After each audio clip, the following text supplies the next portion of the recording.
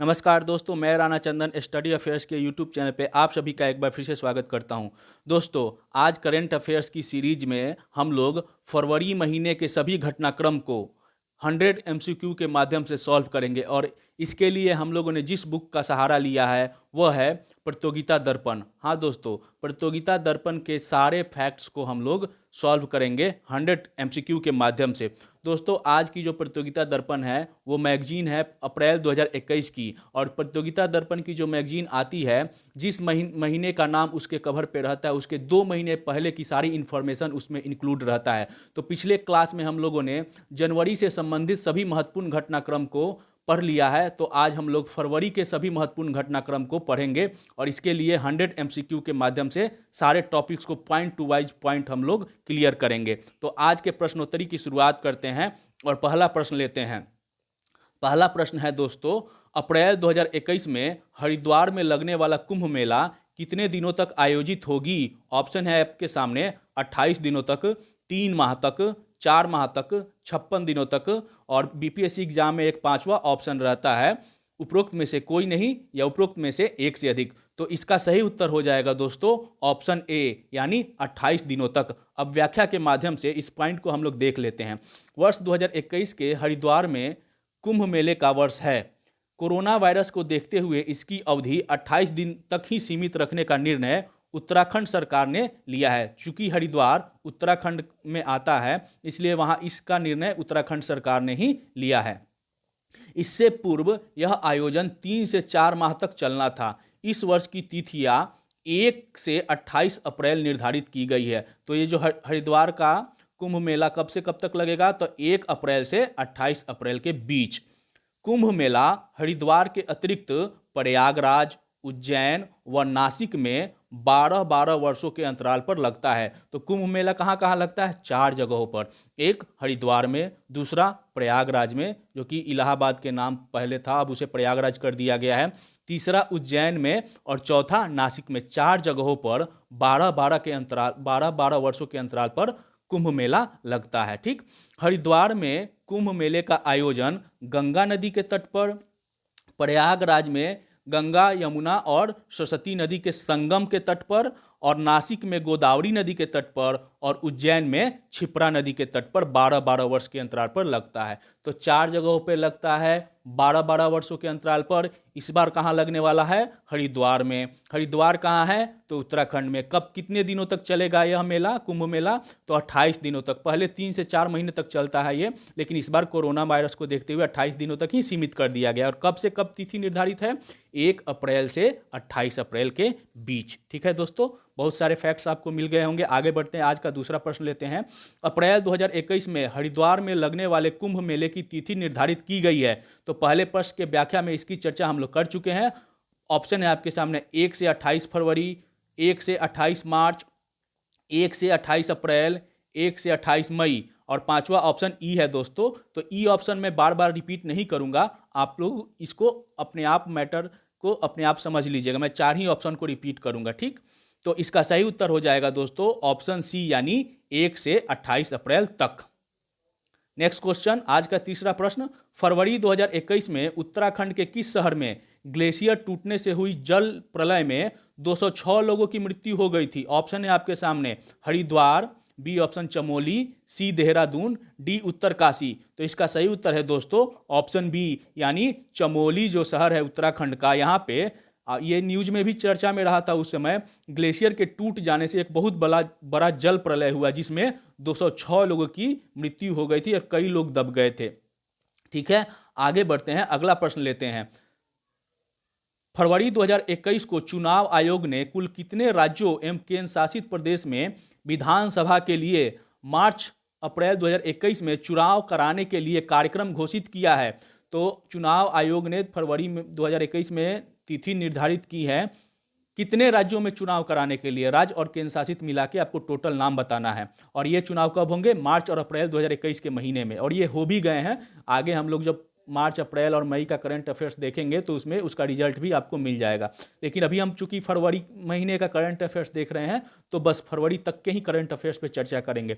Option है आपके सामने 1, 2, 3, 5। तो इसका सही उत्तर है दोस्तों ऑप्शन डी यानी 5। इसमें 4 केंद्र शासित प्रदेश शामिल थे, और 4 राज्य और 1 केंद्र शासित प्रदेश में अब मार्च अप्रैल महीनों के बीच में टोटल 5 इन राज्यों और केंद्र शासित प्रदेशों में चुनाव हुए। तो 4 राज्य कौन से थे? पश्चिम बंगाल, जो 4 राज्य थे व्याख्या में हम लोग देख लेते हैं। पश्चिम बंगाल, तमिलनाडु, केरल, असम। इन 4 राज्यों के अलावा पुद्दुचेरी जो कि केंद्र शासित प्रदेश है, वहाँ की भी विधानसभा के लिए भी चुनाव हुए थे। तो जैसा कि आपको पता है कि पुद्दुचेरी और दिल्ली जो केंद्र शासित प्रदेश है, यहाँ विधानसभा के लिए भी चुनाव होते हैं और इनके लिए मार्च अप्रैल 2021 में चुनाव संपन्न होंगे। इनके लिए चुनाव आयोग ने चुनाव कार्यक्रम फरवरी 2021 को घोषित किया। तो अगला प्रश्न लेते हैं, असम में कुल कितने विधानसभा की सीटें हैं? अब हम लोग देख लेते हैं एक एक करके ये जो 5 जगह पे चुनाव होने वाले हैं, यहाँ विधानसभा के सीटों की स्थिति क्या है, क्योंकि आगे के प्रश्न में ये पूछेगा, करंट अफेयर्स में कभी भी पूछ सकता है, जहाँ जहाँ भी चुनाव हुए हैं वहाँ पे विधानसभा के सीटों की संख्या क्या है। तो असम के कुल विधानसभा की सीटों की संख्या क्या है? ऑप्शन है आपके सामने 126, 234, 140, 294। तो इसका सही उत्तर है दोस्तों ऑप्शन ए यानी 126 सीटें हैं असम विधानसभा में। अब व्याख्या में हम लोग देख लेते हैं दोस्तों, जिन 4 और 1 केंद्र शासित प्रदेश में चुनाव संपन्न होने वाले हैं उनके सीटों की संख्या। तो असम में विधानसभा के सीटों की संख्या 126 है और यहाँ 3 चरणों में मतदान होंगे। तमिलनाडु में जो दूसरा राज्य है, वहाँ जहाँ चुनाव होने वाले हैं, दूसरा राज्य है तमिलनाडु, जहाँ विधानसभा के सीटों की संख्या 234 है, वहाँ 1 चरण में मतदान होगा। केरल में विधानसभा के सीटों की संख्या 140 है और यहाँ भी एक ही चरण में मतदान होगा। पश्चिम बंगाल में 294 विधानसभा की सीटों है और यहाँ कुल 8 चरण में मतदान होंगे और पुद्दुचेरी में 30 विधानसभा की सीटें हैं और 1 चरण में मतदान होगा। तो कुल 4 राज्य और 1 केंद्र शासित प्रदेशों में चुनाव होने वाले हैं। इसमें 2 राज्य जो है को छोड़कर बाकी तीनों जगह पर 1 चरण में मतदान होगा, लेकिन असम में 3 चरण में और पश्चिम बंगाल में 8 चरण में मतदान होगा। और असम के कुल विधानसभा के सीटों की संख्या कितनी है? तो 126। आज का अगला प्रश्न लेते हैं, तमिलनाडु में कुल कितने विधानसभा की सीटें हैं? ऑप्शन है आपके सामने 126, 234, 140, 294। तो इसका सही उत्तर हो जाएगा दोस्तों, पिछले प्रश्न के व्याख्या में हम लोग इसको समझ लिए हैं और सही उत्तर है 234। तो तमिलनाडु में विधानसभा की सीटों की संख्या कितनी है? 234। अगला प्रश्न लेते हैं, केरल में कुल कितने विधानसभा की सीटें हैं? ऑप्शन है आपके सामने 126, 234, 140, 294। तो इसका सही उत्तर है दोस्तों ऑप्शन सी यानी 140 सीटें हैं केरल में विधानसभा की। अगला प्रश्न, पश्चिम बंगाल में कुल कितने विधानसभा की सीटें हैं जहां पे मार्च अप्रैल में चुनाव होंगे? तो ऑप्शन है आपके सामने 126, तो नहीं क्योंकि यह असम का है। 234, तो नहीं, यह तमिलनाडु के विधानसभा की सीटों की संख्या है। 140 केरल की, तो बचता है ऑप्शन डी यानी 294 जो है। हम लोगों ने व्याख्या में भी देखा था कि पश्चिम बंगाल के विधानसभा के सीटों की संख्या 294 है और पश्चिम बंगाल में 8 चरणों में और असम में 3 चरणों में विधानसभा के चुनाव संपन्न होंगे। बाकी केरल, तमिलनाडु और पुद्दुचेरी में 1 चरण में मतदान होंगे। पश्चिम बंगाल में 8 और असम में 3। अगला बढ़ते हैं, अगला प्रश्न लेते हैं, केंद्र शासित प्रदेश पुद्दुचेरी में कितने विधानसभा की सीटें हैं? ऑप्शन है आपके सामने 30, 35, 40, 60। तो इसका सही उत्तर है दोस्तों ऑप्शन ए यानी 30 विधानसभा की सीटें हैं। कहाँ? तो पुद्दुचेरी केंद्र शासित प्रदेश में। तो एक बार हम लोग रिवाइज कर लेते हैं, असम में 126, केरल में 140, तमिलनाडु में 234, पश्चिम बंगाल में 294 और पुद्दुचेरी में 30 विधानसभा की सीटें हैं। आगे बढ़ते हैं और आज का 10वां प्रश्न लेते हैं, चुनाव आयोग द्वारा घोषणा के अनुसार पश्चिम बंगाल की 294 सदस्यीय विधानसभा के लिए मार्च अप्रैल 2021 में कुल कितने चरणों में मतदान कराई जाएगी? 1 चरण, ऑप्शन है 3 चरण, 5 चरण, 1 चरण, 8 चरण। तो इसका सही उत्तर है दोस्तों ऑप्शन डी यानी 8 चरण में पश्चिम बंगाल में मतदान होंगे और 3 चरण असम में होंगे। बाकी तीनों जगहों पर एक ही चरण में मतदान संपन्न करा लिए जाएंगे।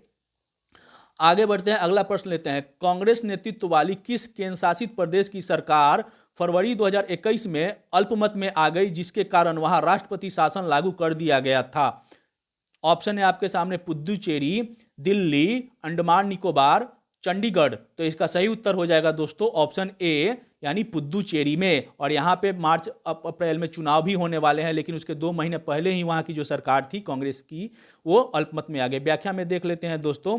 कांग्रेस के नेतृत्व वाली पुद्दुचेरी सरकार फरवरी 2021 में अल्पमत में आ गई, जिसके पश्चात वहाँ के जो मुख्यमंत्री थे नारायण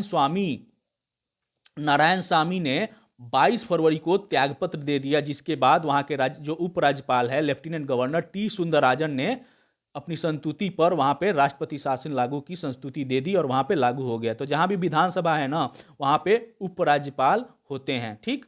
तो जैसे कि दिल्ली में उपराज्यपाल। आगे बढ़ते हैं, अगला प्रश्न लेते हैं। विश्व का जिस केंद्र शासित प्रदेश में विधानसभा है वहां राज्यपाल नहीं उपराज्यपाल होते हैं। दिल्ली में भी उपराज्यपाल है और पुद्दुचेरी में भी उपराज्यपाल है, क्योंकि ये केंद्र शासित प्रदेश है और यहाँ विधानसभा की सीटें भी है। अदरवाइज जो राज्य हैं वहाँ पे राज्यपाल होते हैं। आगे बढ़ते हैं, अगला प्रश्न लेते हैं। विश्व का सबसे बड़ा क्रिकेट स्टेडियम निम्न में से किस शहर में स्थित है? ऑप्शन है आपके सामने लंदन में, सिडनी में, अहमदाबाद में, नई दिल्ली में। तो इसका सही उत्तर है दोस्तों ऑप्शन सी यानी अहमदाबाद में। अब हम लोग व्याख्या में देखते हैं। विश्व का सबसे बड़ा क्रिकेट स्टेडियम अहमदाबाद में स्थापित किया गया। अहमदाबाद कहाँ है? तो गुजरात में है।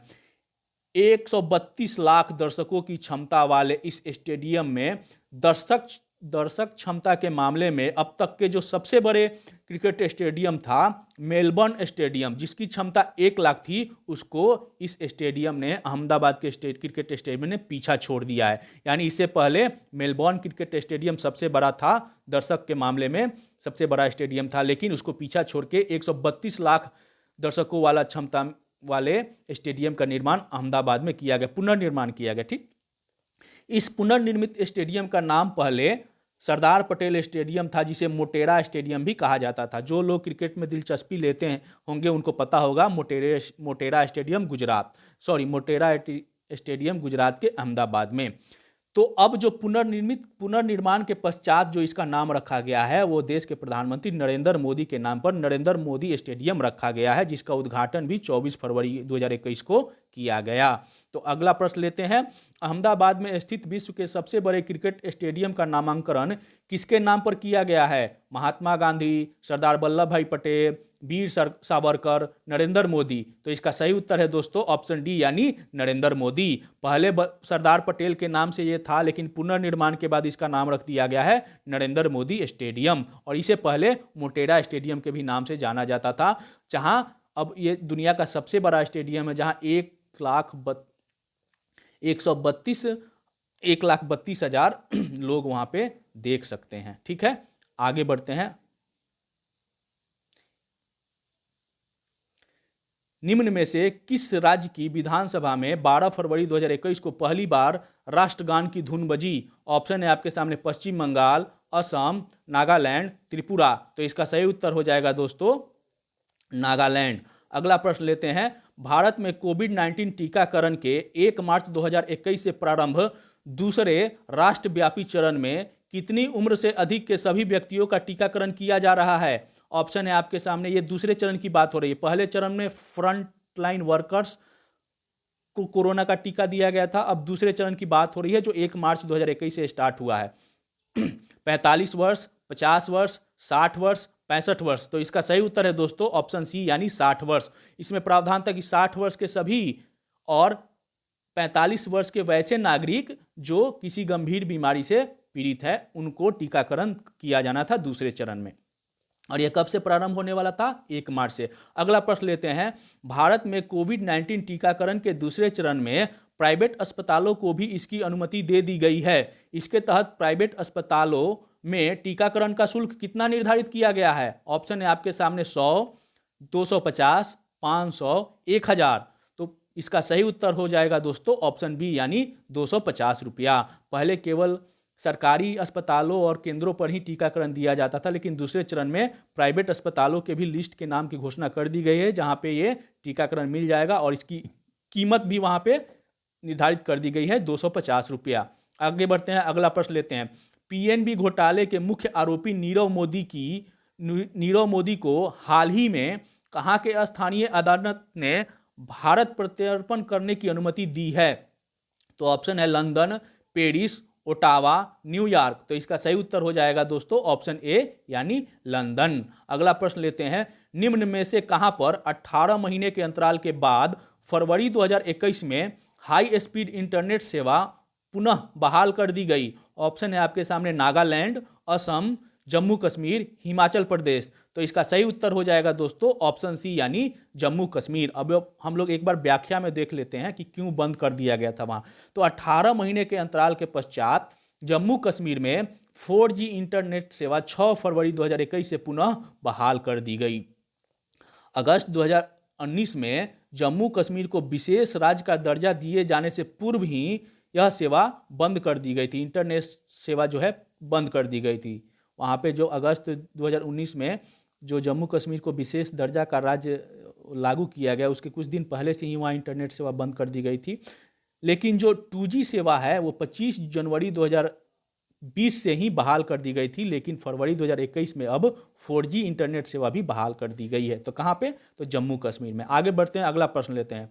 गुजरात से राज्यसभा की 2 रिक्त सीटों पर फरवरी 2021 में संपन्न उपचुनाव के पश्चात राज्यसभा में अब भाजपा के सीटों की संख्या कितनी हो गई है? ऑप्शन है आपके सामने 245, 230, 120 या 95। तो सही उत्तर है दोस्तों ऑप्शन डी यानी 95। अब हम लोग व्याख्या में देख लेते हैं। फरवरी 2021 में संपन्न उपचुनाव में भाजपा के उम्मीदवार निर्वाचित हुए। दोनों उपचुनाव में भाजपा के सदस्य निर्वाचित हुए। इस उपचुनाव के पश्चात 245 सदस्यीय राज्यसभा में एनडीए के सीटों की संख्या 120 हो गई है, जिसमें 95 सीटें भाजपा की हैं। फरवरी 2021 के अंत तक की स्थिति सदन में 7 सीटें अभी भी रिक्त हैं। ठीक है, आगे बढ़ते हैं, अगला प्रश्न लेते हैं। दोस्तों आप लोग व्याख्या कमेंट बॉक्स में बताइएगा कि राज्यसभा के कुल सीटों की संख्या कितनी होती है। ठीक, आज का 20वां प्रश्न, अमेरिकी अंतरिक्ष एजेंसी नासा द्वारा फरवरी 2021 में प्रक्षेपित रोवर परसिवियरेंस किस ग्रह से संबंधित अमेरिकी मिशन है? तो ऑप्शन है आपके सामने चंद्रमा, शुक्र, मंगल, शनि। तो इसका सही उत्तर हो जाएगा दोस्तों ऑप्शन सी यानी मंगल। हम लोग व्याख्या में देख लेते हैं, क्योंकि ये जो मिशन था ना, जो परसिवियरेंस जो अमेरिकी नासा का मिशन था, इसमें एक महत्वपूर्ण महिला का भी हाथ था, काफ़ी महत्वपूर्ण योगदान था, जो कि भारतीय मूल की अमेरिकी अंतरिक्ष वैज्ञानिक स्वाति मोहन। तो अमेरिकी अंतरिक्ष एजेंसी नासा, एक सेकेंड दोस्तों, अमेरिकी अंतरिक्ष एजेंसी नासा के मंगल मिशन को एक बड़ी सफलता फरवरी 2021 में उस समय प्राप्त हुई जब 7 माह पूर्व यानी 30 जुलाई 2020 को अमेरिका के फ्लोरिडा स्थित कैप कैनेवल एयरफोर्स स्टेशन से प्रक्षेपित उसका मार्स रोवर परसिवरेंस 18 फरवरी 2021 को सफलतापूर्वक इस लाल ग्रह पर उतरा, यानी मंगल ग्रह पर उतरा। मंगल की सतह पर सफलतापूर्वक उतरने के अभियान में भारतीय मूल की अमेरिकी अंतरिक्ष वैज्ञानिक स्वाति मोहन की भी महत्वपूर्ण भूमिका है। तो आगे बढ़ते हैं, अगला प्रश्न लेते हैं। अमेरिकी अंतरिक्ष एजेंसी नासा के मंगल मिशन हेतु प्रक्षेपित मार्स रोवर परसिवियरेंस के मंगल की सतह पर सफलतापूर्वक उतारने वाली अभियान में भारतीय मूल की किस अमेरिकी अंतरिक्ष वैज्ञानिक ने महत्वपूर्ण भूमिका निभाई? ऑप्शन है आपके सामने सौम्या गोपीनाथन, स्वाति मोहन, मनसा वाराणसी, इंदिरा नूई। तो इसका सही उत्तर है दोस्तों ऑप्शन बी यानी स्वाति मोहन, और इसकी चर्चा हम लोगों ने पिछले प्रश्न के व्याख्या में कर लिया है। आगे बढ़ते हैं, अगला प्रश्न लेते हैं। मंगल ग्रह के लिए किसी अरब देश के पहले अंतरिक्ष मिशन का क्या नाम है, जिसे हाल ही में मंगल ग्रह की कक्षा में सफलतापूर्वक पहुंचा दिया गया है? ऑप्शन है आपके सामने हॉप अल अमान, अल हिलाल, तियानबेर 1, परसिवियरेंस। तो इसका सही उत्तर है दोस्तों ऑप्शन ए यानी हॉप अल अमान। होप अल अमानी से बोलते हैं, शॉर्टकट में हॉप ही बोला जाता है।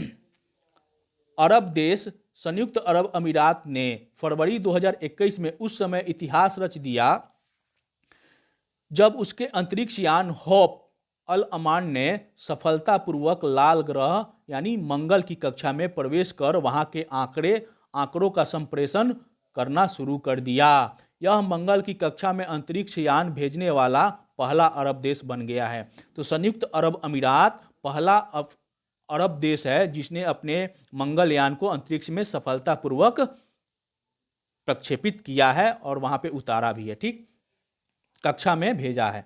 आगे बढ़ते हैं, अगला प्रश्न लेते हैं। हॉप अल अमान मंगल ग्रह से संबंधित किस देश की स्पेस क्राफ्ट है जिसे हाल ही में सफलतापूर्वक मंगल ग्रह की कक्षा में पहुंचाया गया है? ऑप्शन है आपके सामने अमेरिका, चीन, संयुक्त अरब अमीरात, सऊदी अरब। तो इसका सही उत्तर हो जाएगा दोस्तों ऑप्शन सी यानी संयुक्त अरब अमीरात। नेक्स्ट क्वेश्चन, तियानबे वन मंगल ग्रह से संबंधित किस देश की एयर स्पेस क्राफ्ट है जिसे हाल ही में सफलतापूर्वक मंगल ग्रह की कक्षा में पहुंचाया गया है? तो एक ही समय में ना 3 देशों की अंतरिक्ष जो यान है वो मंगल ग्रह की कक्षा में उतरा था। तो इसका ऑप्शन क्या हो जाएगा? 93 किस देश की है? ऑप्शन है अमेरिका, चीन, संयुक्त अरब अमीरात, सऊदी अरब। तो इसका सही उत्तर है दोस्तों ऑप्शन बी यानी चीन। व्याख्या में हम लोग देख लेते हैं। संयुक्त अरब अमीरात के होप अल अमान के पश्चात चीनी स्पेसक्राफ्ट तियानबे-1 भी मंगल की कक्षा में 10 फरवरी को प्रवेश किया तथा नासा का परसिवरेंस 18 फरवरी 2021 को मंगल की सतह पर उतरा। मंगल ग्रह के लिए इन तीनों अंतरिक्ष यान का प्रक्षेपण जुलाई 2020 में अलग अलग तिथियों में किया गया था और तीनों ही फरवरी 2021 में ही अपने लक्ष्य को प्राप्त किए। इस प्रक्षेपण के साथ ही अमेरिका, यूरोप, भारत व संयुक्त अरब अमीरात के पश्चात चीन जो है मंगल ग्रह के लिए मिशन भेजने वाला चौथा देश बन गया। तो चीन के पहले कौन कौन से देश भेजे थे अपने मंगलयान को? अमेरिका, भारत और संयुक्त अरब अमीरात। इनके बाद चीन चौथा देश बन गया। एक यूरोप ने भी अपनी यूरोपीय संघ है, उन्होंने अपना एक मिशन भेजा था, लेकिन वो एज ए कंट्री के रूप में जो चीन है चौथा देश है। आगे बढ़ते हैं, अगला प्रश्न लेते हैं। तियानबे-1 को मंगल ग्रह की कक्षा में सफलतापूर्वक पहुंचाने के साथ ही चीन मंगल ग्रह के लिए मिशन भेजने वाला विश्व का कौन सा देश बन गया है? ऑप्शन है आपके सामने दूसरा, तीसरा, चौथा, पांचवा। तो इसका सही उत्तर है दोस्तों ऑप्शन सी यानी चौथा। नेक्स्ट क्वेश्चन, फरवरी 2021 में 3 देशों का अंतरिक्ष यान मंगल ग्रह की कक्षा में पहुंचा।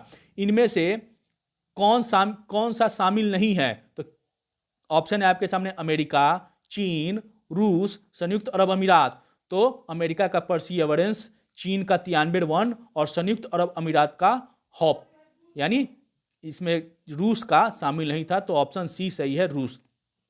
बाकी 3 देशों ने अपने मंगल मिशन को फरवरी 2021 में अंतरिक्ष में उतारा है। नेक्स्ट क्वेश्चन, निम्न में से कौन सा मिलान सही है? ऑप्शन है आपके सामने परसिवरेंस, संयुक्त राज्य अमेरिका, होप, संयुक्त अरब अमीरात, तियानबे-1, चीन। ऑप्शन डी है उपरोक्त सभी। तो ये सभी मिलान सही है। परसिवरेंस जो है वो संयुक्त राज्य अमेरिका का है मंगल मिशन, और होप है संयुक्त अरब अमीरात का, और तियानबे-1 है चीन का। आगे बढ़ते हैं, अगला प्रश्न लेते हैं। अमेरिका के राष्ट्रपति बनने के बाद जो बाइडेन की पहली सैनिक कार्रवाई किस देश के खिलाफ हुई? ऑप्शन है आपके सामने ईरान, इराक, सीरिया, फिजी। तो इसका सही उत्तर है दोस्तों ऑप्शन सी यानी सीरिया के खिलाफ उसने पहली सैनिक कार्रवाई की। जैसा कि आप सभी को पता होगा दोस्तों, अमेरिका के जो राष्ट्रपति के चुनाव नवंबर तक संपन्न हो जाते हैं, लेकिन वहाँ परंपरा है जो राष्ट्रपति अपना जो शपथ लेते हैं वो 20 जनवरी को ही अपना पदभार ग्रहण करते हैं। 20 जनवरी को, तो 20 जनवरी को इन्होंने पदभार ग्रहण किया और उसके बाद पहली कार्रवाई सीरिया में। नेक्स्ट क्वेश्चन, विभिन्न राष्ट्रों में लोकतंत्र की स्थिति के आकलन हेतु लोकतंत्र सूचकांक यानी डेमोक्रेसी इंडेक्स जारी करने वाला संस्था the economist intelligence unit EIU किस देश से संबंधित है, यानी किस देश की यह संस्था है? ऑप्शन है आपके सामने स्विट्जरलैंड की, ब्रिटेन की, अमेरिका की, ऑस्ट्रेलिया की। तो इसका सही उत्तर है दोस्तों ऑप्शन बी यानी ब्रिटेन की यह संस्था है। आगे बढ़ते हैं और व्याख्या में हम लोग देखते हैं। विभिन्न राष्ट्रों में लोकतंत्र की स्थिति के आकलन हेतु लोकतंत्र सूचकांक की गणना ब्रिटेन की द इकोनॉमिस्ट इंटेलिजेंस यूनिट द्वारा 2006 से ही किया जा रहा है। तो ये ब्रिटेन की संस्था है, क्या नाम है? The economist intelligence unit. और इसने लोकतंत्र का जो इंडेक्स है डेमोक्रेसी इंडेक्स, ये कब से प्रारंभ किया? 2006 से।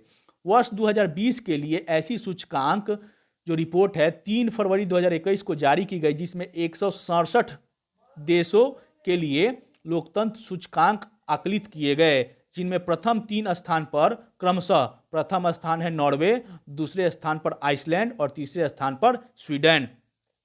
तो लोकतंत्र सूचकांक 2020 में प्रथम स्थान कौन था? नॉर्वे, दूसरा स्थान आइसलैंड और तीसरा स्थान स्वीडन। कुल कितने देशों को शामिल किया जाता है? 167 देशों को। ठीक। भारत का स्थान पिछले वर्ष की तुलना में 2 पायदान खिसक गया है और अब वह 2020 में की जो लिस्ट है उसमें 53वां स्थान है। सबसे निचले यानी 167वें स्थान पर उत्तर कोरिया है।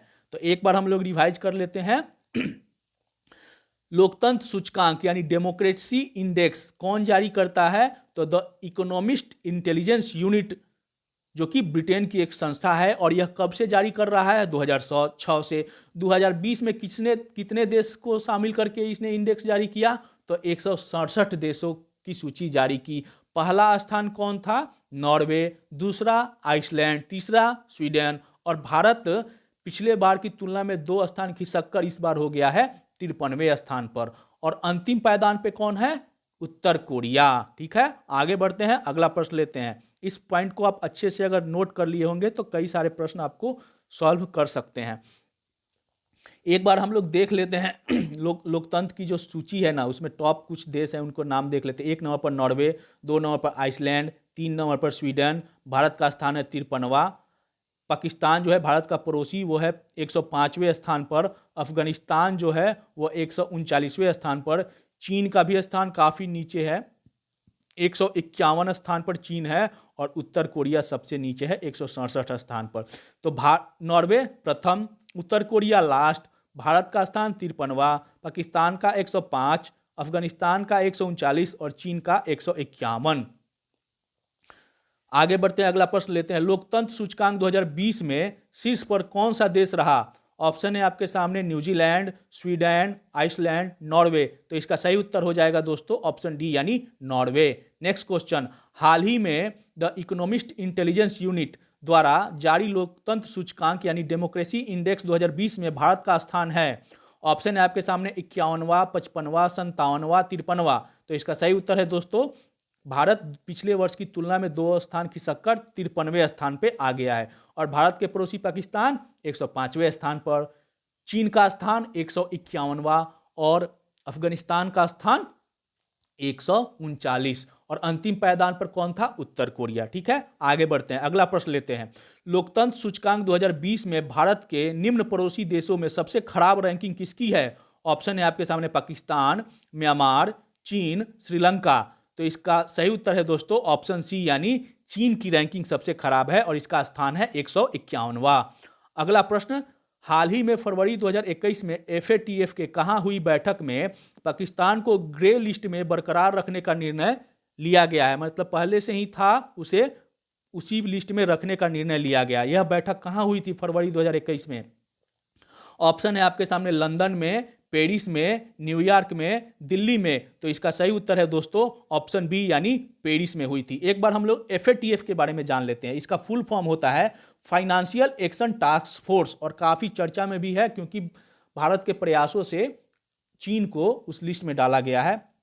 G7 देशों की पहल पर गठित एक अंतर सरकारी संगठन है। इसकी किस पहल पर? तो G7 के देशों के पहल पर। अंतर्राष्ट्रीय वित्तीय व्यवस्था को मनी लॉन्ड्रिंग से बचाने के लिए 16 सदस्यों के साथ इसका गठन 1989 में हुआ था। कब हुआ FATF का गठन? 1989 में। उद्देश्य क्या था? तो अंतर्राष्ट्रीय वित्त व्यवस्था को मनी लॉन्ड्रिंग से बचाने के लिए। 2001 में अमेरिका में हुए आतंकवादी हमले के पश्चात आतंकवादी संगठनों का वित्त पोषण भी इसकी निगरानी में डाल दिया गया। वर्तमान में इसके सदस्य देशों की संख्या भारत सहित 137 है। भारत भी इसका सदस्य देश है। इसके अतिरिक्त 2 क्षेत्रीय संघ यानी यूरोप, कौन कौन से जो क्षेत्रीय संघ? यूरोपीय संघ और गल्फ कॉरपोरेशन काउंसिल भी इसमें शामिल है। तो वर्तमान में जो पाकिस्तान है ग्रे लिस्ट में, इसको वहां पे बरकरार रखा गया है। FATF का फुल फॉर्म होता है financial action task force. G7 के देशों की पहल पर 1989 में 16 सदस्यों के द्वारा इसका गठन किया गया है और इसका काम है मनी वित्त व्यवस्था की निगरानी रखना और आतंकवादियों को वित्त पोषण ना हो उसकी भी देखभाल करना। वर्तमान में इसके सदस्य देशों की संख्या कितनी है? 37। भारत भी इसमें शामिल है। इसमें 2 क्षेत्रीय समूह भी है, यूरोपीय संघ और गल्फ कॉरपोरेशन काउंसिल। आगे बढ़ते हैं, अगला प्रश्न लेते हैं। FATF का पूर्ण विस्तृत रूप है? तो हम लोगों ने पिछले प्रश्न के व्याख्या में इसको पढ़ लिया है। इसका सही उत्तर हो जाएगा दोस्तों ऑप्शन डी यानी फाइनेंशियल एक्शन टास्क फोर्स। अगला प्रश्न लेते हैं आज का 35वां। उच्च स्तरीय शिष्टमंडल के साथ विदेश मंत्री एस जयशंकर ने फरवरी 2021 में हिंद महासागर में स्थित किस पड़ोसी देश की यात्रा की? तो ऑप्शन है आपके सामने सिंगापुर, बांग्लादेश, इंडोनेशिया, मालदीव। तो इसका सही उत्तर है दोस्तों ऑप्शन डी यानी मालदीव की यात्रा की थी।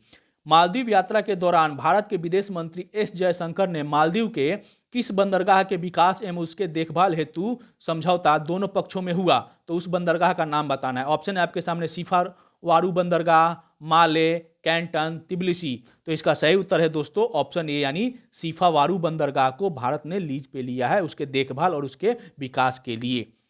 किस देश की? तो मालदीव की ये बंदरगाह है। अगला प्रश्न लेते हैं। फरवरी 2021 को निम्न में से कौन सा देश भारत के साथ व्यापक आर्थिक सहयोग और साझेदारी समझौते यानी CECPA पर हस्ताक्षर करने वाला पहला अफ्रीकी देश बन गया है? पहला अफ्रीकी कौन देश बन गया है? इथोपिया, चिली, दक्षिण अफ्रीका, मॉरिशस। तो इसका सही उत्तर है दोस्तों मॉरिशस जो है व्यापक आर्थिक सहयोग और साझेदारी समझौता पर हस्ताक्षर करने वाला पहला अफ्रीकी देश बन गया है मॉरिशस। आगे बढ़ते हैं, अगला प्रश्न लेते हैं। फरवरी 2021 में ट्राई, अब ट्राई का फुल फॉर्म क्या होता है? Telecom regulatory authority of India. तो वही ट्राई द्वारा जारी आंकड़ों के अनुसार दिसंबर 2020 के अंत तक देश में टेलीफोन कनेक्शनों की कुल संख्या कितनी थी?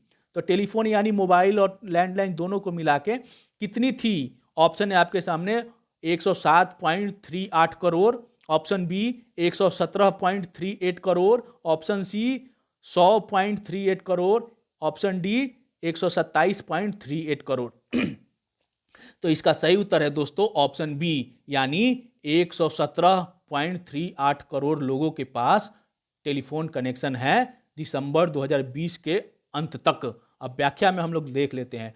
दूरसंचार नियामक निकाय यानी ट्राई के आंकड़ों के अनुसार दिसंबर 2020 के अंत तक देश में टेलीफोन कनेक्शनों की कुल संख्या 117.38 करोड़ थी। मतलब 117 करोड़ और 38 लाख थी उस समय तक।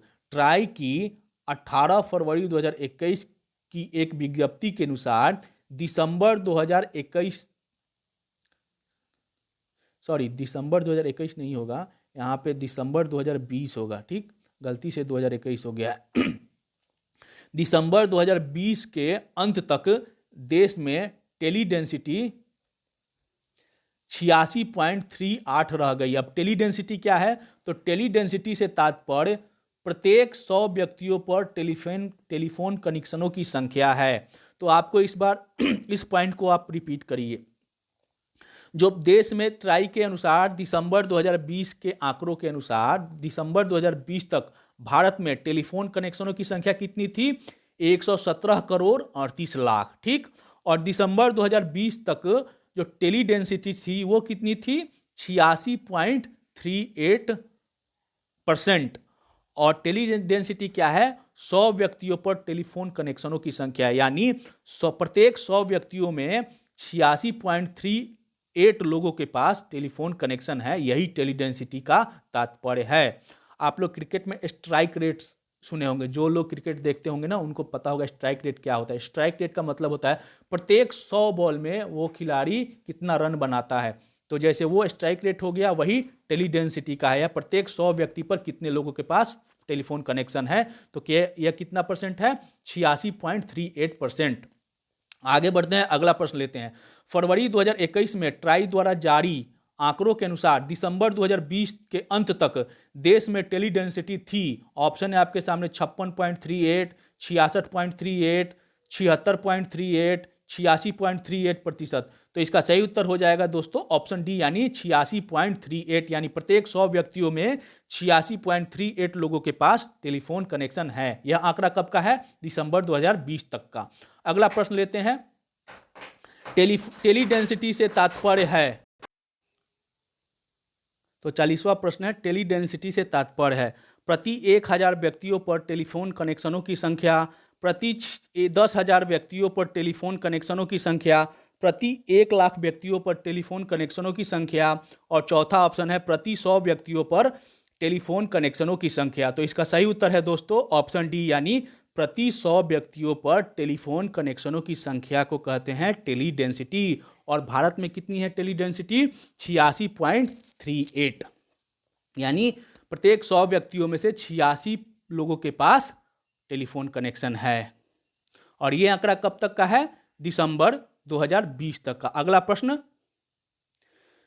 फरवरी 2021 में ट्राई द्वारा जारी आंकड़ों के अनुसार दिसंबर 2020 के अंत तक देश में टेलीफोन कनेक्शनों में शहरी एवं ग्रामीण कनेक्शनों का प्रतिशत है क्रमशः, यानी जो टोटल कनेक्शन है उसमें शहर में कितना और गांव में कितना। ऑप्शन है आपके सामने 50.20% एवं 49.80%, यानी शहरों में 50.20, गांव में 49.80, 80। सेकेंड ऑप्शन 65.20 एवं 34.80। तीसरा ऑप्शन है 75.20 एवं 24.80। और चौथा और अंतिम ऑप्शन है 55.20 एवं 44.80। तो इसका सही उत्तर भी है ऑप्शन डी, यानी शहरों में टोटल जो कनेक्शन है उसमें 55.20% शहरों का कनेक्शन है और 44.80 कनेक्शन गांव का है। ठीक, अब हम लोग व्याख्या में देख लेते हैं। ये तो हो गया टेलीफोन कनेक्शनों में शहरी कनेक्शनों का भाग 55.20 और ग्रामीण क्षेत्रों में कनेक्शनों का भाग 44.80 था। और यह आंकड़ा कब तक का है? दिसंबर 2020 तक का। दिसंबर 2020 के अंत में देश में सर्वाधिक टेली डेंसिटी वाला राज्य जो था वह दिल्ली था, 272.59 दिल्ली में थी, जबकि सबसे न्यूनतम टेली डेंसिटी वाला राज्य बिहार था। तो टेली डेंसिटी से आपका मतलब पता है, यानी दिल्ली में प्रत्येक 100 लोगों पे 272 टेलीफोन कनेक्शन है, यानी एक लोगों पर लगभग 3 टेलीफोन कनेक्शन है, यानी 3 सिम लोग यूज करते हैं। और बिहार में वही टेली डेंसिटी कितना है जो हिंदुस्तान में सबसे लोएस्ट रेट है, 52.80, यानी बिहार में पर 2 व्यक्तियों के पास एक कनेक्शन है इस लगभग। ठीक, तो सबसे ज़्यादा दिल्ली, सबसे कम Bihar tele density. Next question, फरवरी, यानी इसका मतलब हो जाएगा प्रत्येक 100 व्यक्तियों पर 52 या 53 लोगों के पास टेलीफोन कनेक्शन है। आगे बढ़ते हैं। फरवरी 2021 में ट्राई द्वारा जारी आंकड़ों के अनुसार दिसंबर 2020 के अंत तक देश में सर्वाधिक टेली डेंसिटी वाला राज्य था। कौन था? ऑप्शन है आपके सामने दिल्ली, तमिलनाडु, बिहार, महाराष्ट्र। तो इसका सही उत्तर है दोस्तों ऑप्शन ए, यानी दिल्ली। और टेली डेंसिटी कितनी थी? 272.59। नेक्स्ट क्वेश्चन, फरवरी 2021 में ट्राई द्वारा जारी आंकड़ों के अनुसार दिसंबर 2020 के अंत तक देश में न्यूनतम टेली डेंसिटी वाला राज्य था। ऑप्शन है दिल्ली, तमिलनाडु, बिहार, महाराष्ट्र। तो इसका सही उत्तर है दोस्तों ऑप्शन सी, यानी बिहार। और कितनी थी टेली डेंसिटी? 52.80, यानी प्रत्येक 100 व्यक्तियों पर 52.80, लगभग 53 लोगों के पास यहाँ पे टेलीफोन कनेक्शन है। तो बिहार पर्सपेक्टिव से ये क्वेश्चन काफ़ी महत्वपूर्ण है आगामी बीपीएससी एग्जाम को देखते हुए। नेक्स्ट क्वेश्चन हम लोग लेते हैं। 2021 के ट्राई द्वारा जारी आंकड़ों के अनुसार दिसंबर 2020 के अंत तक देश की सबसे बड़ी मोबाइल सेवा प्रदाता कंपनी है। ऑप्शन है आपके सामने रिलायंस जियो, भारती एयरटेल, वोडाफोन आइडिया जिसे वी भी कहा जाता है, और डी ऑप्शन है BSNL। तो इसका सही उत्तर हो जाएगा दोस्तों ऑप्शन ए, यानी रिलायंस जियो। अब व्याख्या में देख लेते हैं। सार्वजनिक क्षेत्र की कंपनियों की हिस्सेदारी 10.58% और निजी कंपनियों की भागीदारी जो है 89.42%। अब BSNL, MTNL के पास देश में कुल जो टेलीफोन कनेक्शन है उसमें 10.58 ही है, बाकी सारे प्राइवेट क्षेत्रों के हाथ में है 89.48। देश की सबसे बड़ी मोबाइल सेवा प्रदाता कंपनी दिसंबर 2020 के अंत में रिलायंस जियो थी, जिसकी बाजार में हिस्सेदारी उस समय 35.43% थी, यानी टोटल जो कनेक्शन है उसमें 35.43% किसका है? रिलायंस जियो का। और उसके बाद स्थान आता है एयरटेल का, इसका हिस्सेदारी कितना है? 29.30%। और तीसरे स्थान पर है वोडाफोन आइडिया जिसे VI भी अब कहा जा रहा है, और इसकी बाजार में हिस्सेदारी है 24.64% के साथ वह तीसरे स्थान पर है। तो पहले स्थान पर कौन? रिलायंस जियो, दूसरे स्थान पर एयरटेल और तीसरे स्थान पर VI यानी वोडाफोन आइडिया। एक बार हम लोग चार्ट के माध्यम से देख लेते हैं। पहले स्थान पर रिलायंस जियो 35.43, दूसरे स्थान पर भारती एयरटेल 29.36, तीसरे स्थान पर वोडाफोन आइडिया 24.64, BSNL चौथे स्थान पर है 10.29 और MTNL मात्र 0.28। टोटल जो 100% है इसमें ये हिस्सेदारी है। रिलायंस जियो प्रथम, एयरटेल दूसरे और वोडाफोन आइडिया तीसरे स्थान पर। नेक्स्ट क्वेश्चन, कृषि एवं किसान मंत्रालय के दूसरे अग्रिम अनुमानों में 2020-21 में देश के खाद्यान्नों का कुल उत्पादन कितना रहने का अनुमान व्यक्त किया गया है। तो ये अनुमान है कितना व्यक्त किया गया था। ऑप्शन है आपके सामने 103 million ton, 203 million ton, 303 million ton, 403 million ton. तो इसका सही उत्तर हो जाएगा दोस्तों ऑप्शन सी यानी 303 मिलियन टन। अगला प्रश्न, फरवरी 2021 में कुल विद्युत उत्पादन में भारत का विश्व में कौन सा स्थान है। ऑप्शन है आपके सामने दूसरा, तीसरा, चौथा, पांचवा। तो इसका सही उत्तर हो जाएगा दोस्तों ऑप्शन बी यानी तीसरा। अब व्याख्या में हम लोग देख लेते हैं। विद्युत मंत्रालय के ताजा जारी आंकड़ों के अनुसार विद्युत उत्पादन के मामले में भारत अमेरिका व चीन के पश्चात विश्व में तीसरा स्थान है। किसका? भारत का। देश में विद्युत उत्पादन की कुल क्षमता जनवरी 2021 के अंत तक 3,77,261 मेगावाट थी, जिसमें 2,31,871 मेगावाट क्षमता ताप विद्युत की, 45,798 जल विद्युत की, और नाभिकीय विद्युत का जो है वो 6,780 मेगावाट, और नवीकरणीय ऊर्जा का जो क्षेत्र है उसका हिस्सेदारी है 91,154 मेगावाट। ठीक, आगे बढ़ते हैं, अगला प्रश्न लेते हैं। जनवरी 2021 के अंत तक भारत की कुल विद्युत उत्पादन क्षमता लगभग कितनी है। ऑप्शन है 3.44 lakh megawatt, 3.55 lakh megawatt, 3.66 lakh megawatt, और डी ऑप्शन है 3.77 लाख मेगावाट। और इसका सही उत्तर है दोस्तों ऑप्शन डी यानी 3.77 लाख मेगावाट। और पिछले प्रश्न के व्याख्या में हम लोगों ने इसकी चर्चा भी यहाँ पे कर ली है। ठीक, 3,77,000।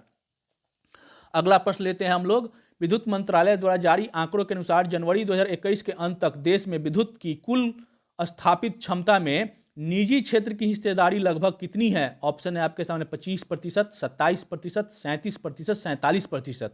तो इसका सही उत्तर हो जाएगा, टोटल जो उत्पादन है उसमें निजी क्षेत्र की हिस्सेदारी 47% है। और व्याख्या में एक बार हम लोग निजी क्षेत्र, राज्य क्षेत्र और केंद्र क्षेत्र तीनों की हिस्सेदारी को देख लेते हैं। विद्युत मंत्रालय के आंकड़ों के अनुसार जनवरी 2021 के अंत तक देश में विद्युत की कुल उत्पादन क्षमता में 25% केंद्रीय क्षेत्र में यानी 94,173 मेगावाट, 27.5% राज्य क्षेत्र में जो कि 1,03,628 मेगावाट, और शेष 1,78,895 मेगावाट यानी 47.4% क्षमता निजी क्षेत्रों के पास थी। तो आप बस ये आंकड़े मत याद रखिएगा, बस परसेंटेज याद रखिएगा। 25.1% केंद्रीय क्षेत्र के पास, 27.5% राज्य क्षेत्र में, और 47.4% निजी क्षेत्र के हाथों में है देश के कुल विद्युत उत्पादन की क्षमता में। नेक्स्ट क्वेश्चन, विद्युत मंत्रालय द्वारा जारी आंकड़ों के अनुसार जनवरी 2021 के अंत तक देश में विद्युत की कुल स्थापित क्षमता में केंद्रीय क्षेत्र की हिस्सेदारी लगभग थी। तो पिछले प्रश्न के व्याख्या में हम लोग ने लगभग चर्चा कर ली है, और लगभग में बताना है। ऑप्शन है आपके सामने 25%, 27%, 37%, 47%। तो सही उत्तर हो जाएगा दोस्तों ऑप्शन ए यानी 25%। और व्याख्या में हम लोग ने देख भी लिया है कि केंद्रीय क्षेत्र की हिस्सेदारी 25%, राज्य क्षेत्र की 27.5 और निजी क्षेत्र की 47.4। अगला प्रश्न लेते हैं हम लोग, आज का 50वां प्रश्न। विद्युत मंत्रालय द्वारा जारी आंकड़ों के अनुसार जनवरी 2021 के अंत तक देश में विद्युत की कुल स्थापित क्षमता में राज्य क्षेत्र की हिस्सेदारी लगभग थी कितनी। 25%, 27%, 37%, 47%। तो लगभग में पूछा गया है, 27.4 था, तो ऑप्शन बी सही होगा 27%।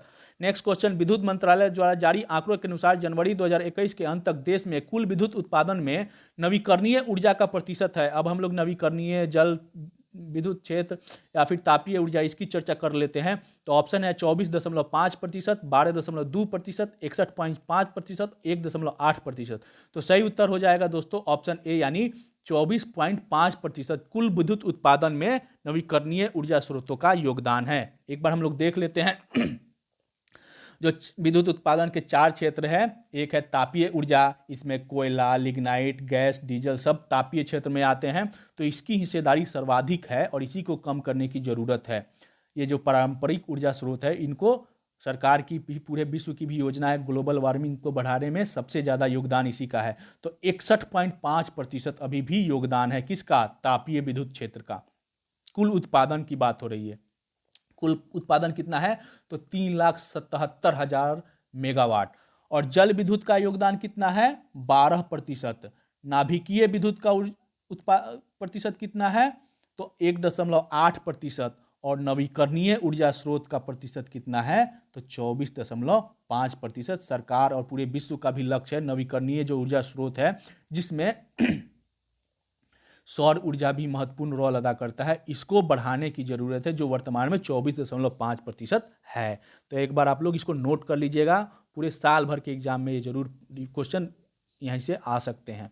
नेक्स्ट क्वेश्चन, विद्युत इस्पात संघ के विश्व इस्पात संघ के ताजा आंकड़ों के अनुसार पूर्व वर्ष यानी 2019 की तुलना में 2020 में विश्व में कच्चे माल के उत्पादन में कितने प्रतिशत की गिरावट दर्ज की गई? ऑप्शन है आपके सामने 1.9%, 2.9%, 3.9%, 0.9%। तो इसका सही उत्तर है दोस्तों ऑप्शन डी यानी 0.9%। व्याख्या में हम लोग समझ लेते हैं। विश्व इस्पात संघ के ताजा आंकड़ों के अनुसार वर्ष 2021 की तुलना में 2020 में विश्व में कच्चे माल के उत्पादन में 0.9% की गिरावट आई। चूंकि 2020 का जो काल था पूरा कोरोना काल का दौर था, तो पूरा अर्थव्यवस्था उस समय प्रभावित था। रिपोर्ट के अनुसार 2020 में भारत में कच्चे इस्पात का कुल उत्पादन 99.57 मिलियन टन रहा, जो 2019 की तुलना में 10.6% कम था। तो भारत में भी व्यापक असर पड़ा था लॉकडाउन का, और यहाँ पे भी 10 विश्व में 0.9% उत्पादन में कमी आई और भारत में 10.6% की कमी आई। कुल उत्पादन में भारत का विश्व में दूसरा स्थान बरकरार है। तो इस्पात उत्पादन में भारत का स्थान दूसरा है और पहले स्थान पर चीन है। नेक्स्ट क्वेश्चन, विश्व इस्पात संघ के ताजा आंकड़ों के अनुसार वर्ष 2019 की तुलना में 2020 में भारत में कच्चे माल के उत्पादन में कितने प्रतिशत की गिरावट दर्ज की गई है? तो पिछले प्रश्न के व्याख्या में इसकी चर्चा हम लोग कर चुके हैं और इसका सही उत्तर है दोस्तों ऑप्शन ए यानी 10.6%। और विश्व में कितनी गिरावट दर्ज की गई थी? 0.9%। तो इसका सही उत्तर है option A. Next question, IMEI का विस्तृत रूप क्या है? तो इसका जो आपके मोबाइल में ना हर मोबाइल में एक नंबर दिया रहता है जिससे उसकी ट्रेसिंग होती है, तो वो IMEI का विस्तारित रूप क्या है? तो इसका हो जाएगा international mobile equipment identity. IMEI का विस्तृत रूप है international mobile equipment identity. Next question लेते हैं, 2020-21 में भारतीय अर्थव्यवस्था के किस क्षेत्र में GVA में सर्वोच्च वृद्धि प्राप्त हुई? ऑप्शन है आपके सामने कृषि, उद्योग का निर्माण, सेवा क्षेत्र, उपरोक्त में से कोई नहीं, उपरोक्त में से एक से अधिक। तो इसका सही उत्तर हो जाएगा दोस्तों ऑप्शन ए यानी कृषि का योगदान है। नेक्स्ट क्वेश्चन, फरवरी 2021 में किसे पीपुल्स डेमोक्रेटिक पार्टी यानी PDP का अध्यक्ष 5वीं बार निर्वाचित किया गया? ऑप्शन है आपके सामने जयंत चौधरी, महबूबा मुफ्ती, नजमा हेपतुल्ला, साजिया इल्मी। तो इसका सही उत्तर है दोस्तों ऑप्शन बी यानी महबूबा मुफ्ती को PDP का पीपुल्स डेमोक्रेटिक पार्टी का अध्यक्ष लगातार 5वीं बार चुना गया है। नेक्स्ट क्वेश्चन देख लेते हैं, फरवरी 2021 में किसे भारतीय थल सेना का उप प्रमुख बनाया गया है? तो प्रमुख के नीचे का पद जो होता है उप प्रमुख होता है। तो थल सेना के उप प्रमुख किसे बनाया गया फरवरी में? मनोज मुकुंद नरवाने, विवेक राम चौधरी, करमबीर सिंह, चंडी प्रसाद मोहंती। तो इसका सही उत्तर हो जाएगा दोस्तों ऑप्शन डी यानी चंडी प्रसाद मोहंती को भारतीय थल सेना का उप प्रमुख बनाया गया है। नेक्स्ट क्वेश्चन, फरवरी 2021 में किस कांग्रेसी नेता को राज्यसभा में विपक्ष का नेता बनाया गया? ऑप्शन है आपके सामने सोनिया गांधी, मल्लिकार्जुन खड़गे, गुलाम नबी आजाद, पीयूष गोयल। तो इसका सही उत्तर है दोस्तों ऑप्शन बी यानी मल्लिकार्जुन खड़गे। और इनके पहले गुलाम नबी आजाद थे, उन्हीं के जगह पर मल्लिकार्जुन खड़गे को राज्यसभा में विपक्ष का नेता चुना गया है। गुलाम नबी आजाद की जो राज्यसभा की सदस्यता थी वो 15 फरवरी को समाप्त हो गई। इसी के बाद उन्हें राज्यसभा में विपक्ष का नेता मल्लिकार्जुन खड़गे को बनाया गया है। नेक्स्ट क्वेश्चन, मार्च 2021 में किसे WTO का नया महानिदेशक चुना गया है? तो ऑप्शन है आपके सामने Ngozi Okonjo Iweala, Antonio Guterres, Abdulla Shahid, David Malpass. तो इसका सही उत्तर हो जाएगा दोस्तों ऑप्शन ए। ऑप्शन ए है। तो सही उत्तर है दोस्तों नागोजी ओकोंजो-इवेला और ये कहाँ की है? नाइजीरिया के। तो नाइजीरिया के पूर्व वित्त मंत्री नागोजी ओकोंजो-इवेला WTA की नई महानिदेशक 1 मार्च 2021 से बन जाएंगी। इस पद पर वह ब्राजील के रॉबर्टो एदवेजो का स्थान लेंगे, जिन्होंने 2020 के अगस्त में त्यागपत्र दे दिया था। नेक्स्ट क्वेश्चन, मार्च 2021 में किसे CRPF का नया महानिदेशक नियुक्त किया गया है? ऑप्शन है आपके सामने पंकज सिंह, संजय सिंह, कुलदीप सिंह, गुरबीर पाल सिंह। तो सही उत्तर है दोस्तों ऑप्शन सी, कुलदीप सिंह को CRPF का नया महानिदेशक नियुक्त किया गया है और यह मार्च से अपना पद संभालेंगे। नेक्स्ट क्वेश्चन, राष्ट्रीय अनुसूचित जाति आयोग का अध्यक्ष किसे नियुक्त किया गया है? ऑप्शन है आपके सामने हर्ष चौहान, विजय सांपला, अरुण कुमार मिश्र, इकबाल सिंह लालपुरा। तो इसका सही उत्तर हो जाएगा दोस्तों ऑप्शन बी, यानी विजय सांपला को राष्ट्रीय अनुसूचित जाति आयोग का अध्यक्ष चुना गया है। किसे? विजय सांपला को। नेक्स्ट क्वेश्चन, फरवरी 2021 में किसे अनुसूचित जनजाति आयोग का नया अध्यक्ष चुना गया? ऑप्शन है आपके सामने हर्ष चौहान, विजय सांपला, अरुण कुमार मिश्र, इकबाल सिंह लालपुरा। तो इसका सही उत्तर होगा दोस्तों ऑप्शन ए, यानी हर्ष चौहान को अनुसूचित जनजाति आयोग का अध्यक्ष और विजय सांपला को अनुसूचित जाति आयोग का अध्यक्ष चुना गया है। तो आप लोग ये दोनों को कोरिलेट करके पढ़िएगा, कंफ्यूज नहीं होइएगा, ठीक। ऑस्ट्रेलिया में भारत का नया उच्चायुक्त किसे नियुक्त किया गया? ऑप्शन है आपके सामने मनप्रीत बोहरा, हरीश पार्वती नेनी, अमित नारंग, जयंती खोबरागड़े। तो इसका सही उत्तर है दोस्तों मनप्रीत बोहरा को ऑस्ट्रेलिया में भारत का नया उच्चायुक्त नियुक्त किया गया है। नेक्स्ट क्वेश्चन, पुद्दुचेरी के उपराज्यपाल का अतिरिक्त प्रभार फरवरी 2021 में किसे सौंपा गया? थावरचंद गहलोत को, मंगू भाई छगन भाई पटेल को, हरि बाबू कंभपति को, टी सुंदराजन को। तो इसका सही उत्तर है दोस्तों ऑप्शन डी, यानी टी सुंदराजन को पुद्दुचेरी का नया उपराज्यपाल फरवरी में चुना गया और फरवरी में इनके चुने जाने के बाद ही इनको अतिरिक्त प्रभार दिया गया था।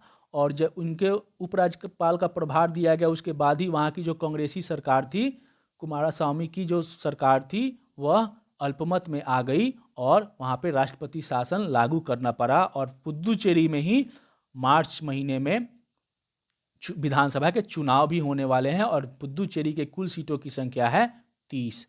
नेक्स्ट क्वेश्चन, मार्च 2021 को किसे PIB यानी प्रेस इंफॉर्मेशन ब्यूरो का नया महानिदेशक बनाया गया है? परेश रावल, शशि शेखर, शेखर कपूर, जयदीप भटनागर। तो PIB का नया महानिदेशक किसे बनाया गया है? जयदीप भटनागर को।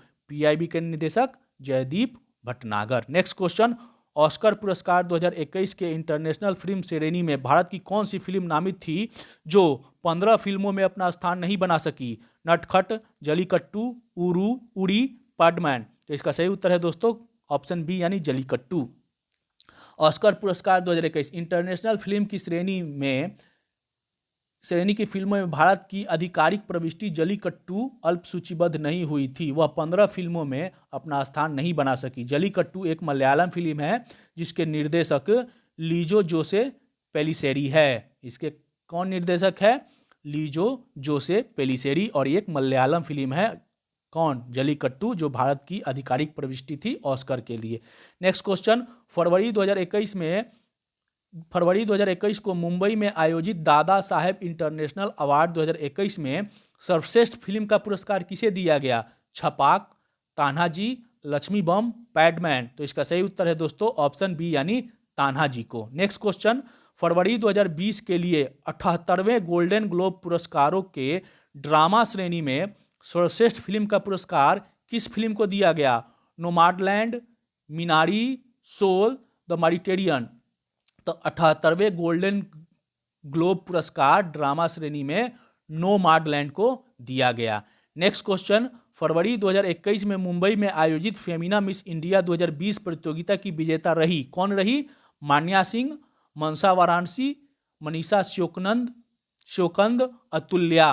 तो इसका सही उत्तर है दोस्तों जो 2020 की फेमिना मिस इंडिया है वो है मनसा वाराणसी। और ये कहाँ की है? तो तेलंगाना की। नेक्स्ट क्वेश्चन, फरवरी 2021 में मुंबई में आयोजित फेमिना मिस इंडिया 2020 प्रतियोगिता की विजेता रही मनसा वाराणसी किस राज्य की है? तो पिछले प्रश्न के व्याख्या में मैंने इसकी चर्चा कर दी थी। तो तेलंगाना। फेमिना मिस इंडिया 2020 मनसा वाराणसी तेलंगाना की है। नेक्स्ट क्वेश्चन, फरवरी 2021 में जाने माने खिलाड़ी अख्तर अली का निधन हो गया, वह किस खेल से संबंधित थे? ऑप्शन है आपके सामने क्रिकेट से, टेनिस से, कबड्डी से, हॉकी से। तो इसका सही उत्तर है दोस्तों अख्तर अली, जिनका निधन हो गया वह टेनिस से संबंधित थे। नेक्स्ट क्वेश्चन, विश्व कैंसर दिवस किस तिथि को मनाया जाता है? 1 फरवरी को, 2 फरवरी को, 3 फरवरी को, 4 फरवरी को। तो सही उत्तर है दोस्तों ऑप्शन डी यानी 4 फरवरी को विश्व कैंसर दिवस मनाया जाता है प्रत्येक वर्ष। नेक्स्ट क्वेश्चन, अरुणाचल प्रदेश तथा मिजोरम का स्टेटहुड दिवस किस तिथि को मनाया जाता है? 5 फरवरी को, 10 फरवरी को, 15 फरवरी को, 20 फरवरी को। तो इसी दिन इन्हें पूर्ण राज्य का दर्जा प्राप्त हुआ था, इसलिए 20 फरवरी को प्रत्येक वर्ष अरुणाचल प्रदेश और मिजोरम को के लिए स्टेटहुड दिवस मनाया जाता है। नेक्स्ट क्वेश्चन, अंतर्राष्ट्रीय मातृभाषा दिवस कब मनाया जाता है? ऑप्शन है 5 फरवरी को, 25 फरवरी को, 21 फरवरी को, 20 फरवरी को। तो अंतर्राष्ट्रीय मातृभाषा दिवस प्रत्येक वर्ष 21 फरवरी को मनाया जाता है। नेक्स्ट क्वेश्चन, आज का 75वां प्रश्न, राष्ट्रीय विज्ञान दिवस किस तिथि को मनाया जाता है? 28 फरवरी को, 25 फरवरी को, 21 फरवरी को, 20 फरवरी को। तो इसका सही उत्तर है दोस्तों राष्ट्रीय विज्ञान दिवस 28 फरवरी को प्रत्येक वर्ष मनाया जाता है, जो कि राजीव गांधी का जन्म दिवस है। और इन्हीं के उपलक्ष्य में प्रत्येक 28 फरवरी को राष्ट्रीय विज्ञान दिवस मनाया जाता है। नेक्स्ट क्वेश्चन, 12 फरवरी 2021 से किस देश ने ईयर ऑफ मेटल ऑक्स का वर्ष घोषित किया है? नेपाल ने, अमेरिका ने, जापान ने, चीन ने। तो इसका सही 2021 को किस देश ने ईयर ऑफ मेटल ऑक्स घोषित किया? तो चीन ने। नेक्स्ट क्वेश्चन, फरवरी 2021 में भारत और अमेरिका की थल सेनाओं का 16वां सालाना संयुक्त युद्धाभ्यास कहाँ संपन्न हुआ? तो जोधपुर में, जैसलमेर में, बीकानेर में, बाड़मेर में। तो थल सेनाओं का ये युद्धाभ्यास था जो कि 16वां था और हर साल ये होता है। और इस बार एक बार इंडिया में और एक बार अमेरिका में होता है। तो इस बार भारत में का टर्म था और बीकानेर में यह युद्धाभ्यास हुआ। भारत और अमेरिका के बीच ऐसा संयुक्त अभ्यास प्रति वर्ष दोनों देशों की मेजबानी में बारी बारी से आयोजित किया जाता है। इस वार्षिक युद्धाभ्यास की शुरुआत 2005 से हुई थी और इस बार 2021 में फरवरी में कहाँ हुआ? बीकानेर में। Next question, method in the madness पुस्तक के लेखक कौन है? अनिल कुमार, पवन लाल, अय्यर परमेश्वरन, सुनील त्यागी। तो इसका सही उत्तर है दोस्तों मेथड इन मैडनेस के लेखक अय्यर परमेश्वरन हैं। नेक्स्ट क्वेश्चन, द्विवार्षिक रक्षा प्रदर्शनी आईडेक्स 2021 का आयोजन कहाँ हुआ? सिंगापुर में, न्यूयॉर्क में, आबू धाबी में, पेरिस में। तो सही उत्तर है दोस्तों ऑप्शन सी यानी आबू धाबी में हुआ। और आईडेक्स का फुल फॉर्म है international defence exhibition. Abu Dhabi में होने वाला द्विवार्षिक रक्षा प्रदर्शनी का नाम है आईडेक्स और 2021 में हुआ, इसलिए आईडेक्स 2021 के नाम से इसे जाना जाता है, international defence exhibition. Next question, NAVDEX 2021 क्या है? NAVDEX। तो ऑप्शन है आपके सामने, नई दिल्ली में प्रतिवर्ष होने वाला व्यापार मेला, आबू धाबी में द्विवार्षिक तीनों सेना की रक्षा प्रदर्शनी, सी ऑप्शन है एक नौसैनिक प्रदर्शनी, डी ऑप्शन है पुस्तक मेला। तो इसका सही उत्तर हो जाएगा दोस्तों ऑप्शन सी यानी यह एक नौसैनिक प्रदर्शनी है। नैवडेक्स का फुल फॉर्म है नेवल डिफेंस एग्जीबिशन का आयोजन भी आबू धाबी में हुआ और इसमें भारत की ओर से INS प्रलय ने प्रदर्शन किया। यह एक नेवल का एग्जीबिशन है, डिफेंस एग्जीबिशन। नैवडेक्स कहाँ हुआ? आबू धाबी में। आईडेक्स आबू धाबी में। नेक्स्ट क्वेश्चन, आज का 81वां प्रश्न, IPL की फरवरी 2021 में संपन्न खिलाड़ियों की नीलामी में सबसे महंगे खिलाड़ी कौन रहे? Virat Kohli, Rohit Sharma, Chris Gayle, Chris Morris. तो इसका सही उत्तर है दोस्तों ऑप्शन सी। एक बार फिर से ऑप्शन देख लेते हैं दोस्तों, विराट कोहली, रोहित शर्मा, सी ऑप्शन है क्रिस मॉरिस और डी ऑप्शन है क्रिस गेल। और सही उत्तर है सबसे महंगे खिलाड़ी रहे क्रिस मॉरिस। ठीक, नेक्स्ट क्वेश्चन, और IPL का दोस्तों कमेंट बॉक्स में बताइएगा कि 2021 का IPL का विजेता टीम कौन रहा। नेक्स्ट क्वेश्चन, IPL 2021 के लिए किंग्स 11 पंजाब ने अपना नाम बदलकर क्या रखा है? Punjab Warriors, Punjab Kings, Punjab Devils, Punjab Heroes. तो तो IPL 2021 में पंजाब किंग्स 11 पंजाब ने अपना नाम बदल कर दिया है Punjab Kings. Next question, Bharat ने किस पड़ोसी देश के साथ 21 फरवरी 2021 को $50 मिलियन का डिफेंस लाइन ऑफ क्रेडिट समझौता किया? ऑप्शन है नेपाल, भूटान, श्रीलंका, मालदीव। तो फरवरी 2021 में भारत के एस जयशंकर मालदीव की यात्रा पर गए थे और उसी पे मालदीव के साथ यह डिफेंस लाइन ऑफ क्रेडिट समझौता हुआ। नेक्स्ट क्वेश्चन, ऑस्ट्रेलियन ओपन 2021 में पुरुष एकल का खिताब किसने जीता? ऑप्शन है आपके सामने, रोजर फेडरर ने, राफेल नडाल ने, नोवाक जोकोविच ने, डेनियल मेदवेदेव ने। तो इसका सही उत्तर है दोस्तों ऑप्शन सी, सर्बिया के नोवाक जोकोविच ने ऑस्ट्रेलियन ओपन 2021 में पुरुष एकल का खिताब जीता। और ये किस देश के हैं? सर्बिया के हैं। रोजर फेडरर स्विट्जरलैंड के हैं, राफेल नडाल स्पेन के हैं, नोवाक जोकोविच सर्बिया के और डेनियल मेदवेदेव रूस के हैं। तो किसने जीता है? सर्बिया के नोवाक जोकोविच ने। विश्व के नंबर 1 खिलाड़ी अभी वही है। एक बार हम लोग देख लेते हैं ऑस्ट्रेलिया ओपन 2021 के विजेताओं का नाम। तो पुरुष एकल का खिताब सर्बिया के नोवाक जोकोविच ने, और इसने किनको हराया? तो रूस के डेनियल मेदवेदेव को। महिला एकल का खिताब किसने जीता? Naomi Osaka. कहाँ की है? जापान की। और इसने किसको हराया? जेनिफर ब्रैडी जो अमेरिका की खिलाड़ी हैं उनको हराकर जीता। तो ऑस्ट्रेलियन ओपन एक बार याद करने का तरीका हम लोग बता देते हैं। ऑस्ट्रेलियन के लास्ट में एन है, 2021 की हम बात कर रहे हैं, और नोवाक और नाओमी। ऑस्ट्रेलियन, देखिए 4 ग्रैंड स्लैम होते हैं, Australian open, French open, Wimbledon और यूएस ओपन। एक विंबलडन के नाम में भी एन आता है, लेकिन आप याद रखिएगा ऑस्ट्रेलियन ओपन टेनिस किसने जीता? नोवाक, न से नोवाक जोकोविच और न से नाओमी ओसाका। आप ये चीज़ को थोड़ा सा कोरिलेट करिएगा ना तो आपको याद रहेगा। पुरुष एकल का खिताब नोवाक जोकोविच, महिला एकल का खिताब नाओमी ओसाका।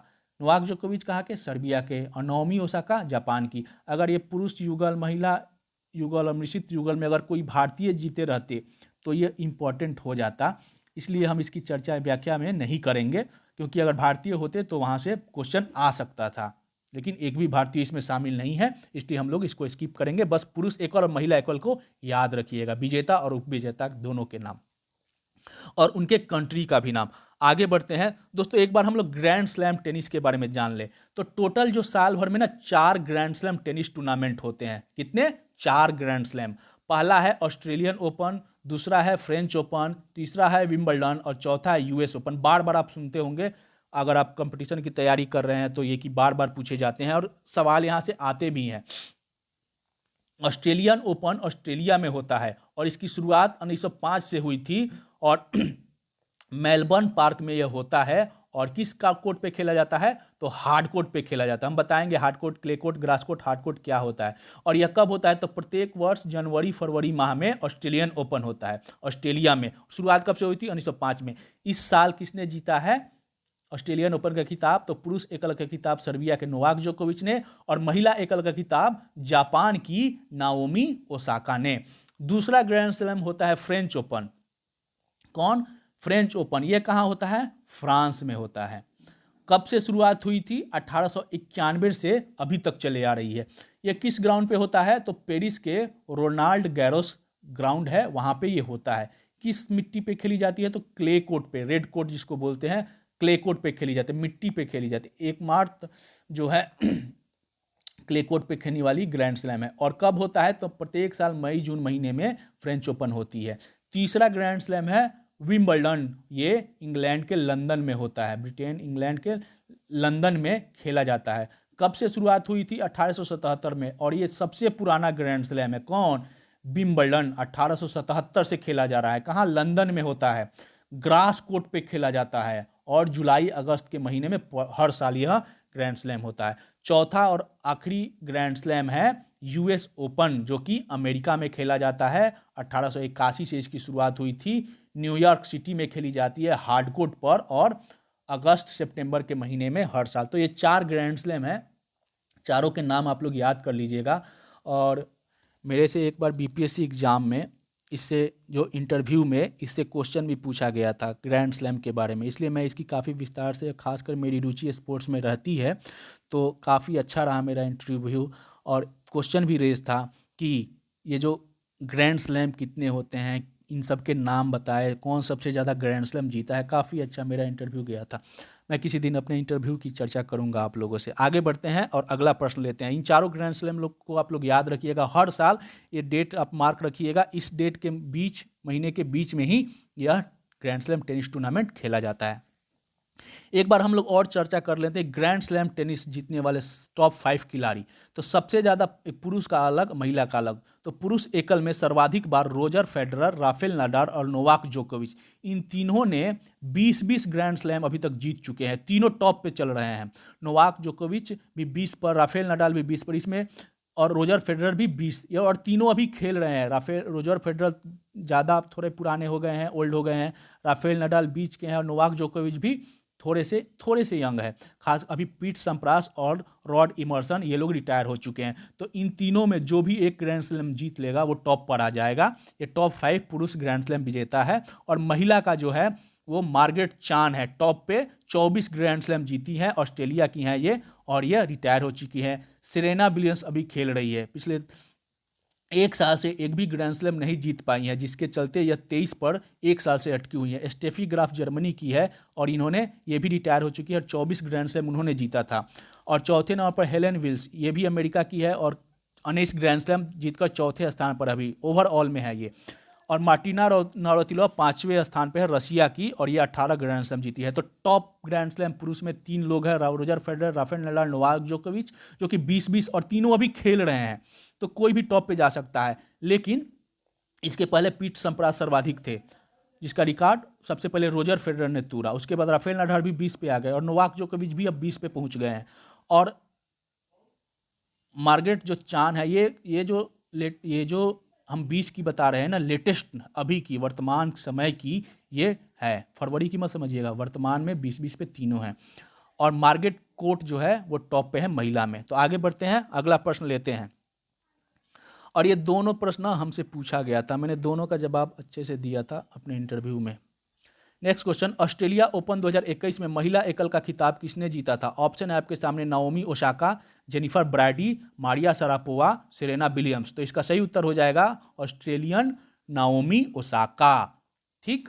और पुरुष का कौन? नोवाक जोकोविच। नाओमी ओसाका कहाँ की है? जापान की। इन्होंने किसको हराया था? तो अमेरिका की जेनिफर ब्राडी को हराकर जीता था ऑस्ट्रेलिया ओपन 2021 का ग्रैंड स्लैम खिताब। नेक्स्ट क्वेश्चन, ये टेनिस से संबंधित है। फरवरी 2021 में मुंबई में आयोजित दादा साहेब इंटरनेशनल अवार्ड 2021 में सर्वश्रेष्ठ फिल्म का पुरस्कार किसने जीता? तो शायद ये क्वेश्चन हो चुका है, रिपीट हो गया है। तो इसका सही उत्तर था दोस्तों तान्हाजी। एक बार हम लोग चर्चा कर लेते हैं इसके व्याख्या में पूरे दादा साहेब इंटरनेशनल अवार्ड का। तो मुंबई में फरवरी 2021 में मुंबई में दादा साहेब इंटरनेशनल अवार्ड 2021 का आयोजन हुआ।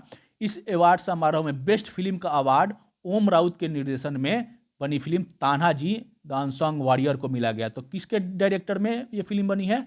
ओम रावत में। ओम रावत डायरेक्टर है उसके, तान्हाजी के, उनको बेस्ट फिल्म का अवार्ड मिला। दीपिका पादुकोण को उनकी फिल्म छपाक के लिए बेस्ट एक्ट्रेस, और अक्षय कुमार को बेस्ट एक्टर का अवार्ड दिया गया उनकी फिल्म लक्ष्मी बॉम्ब के लिए।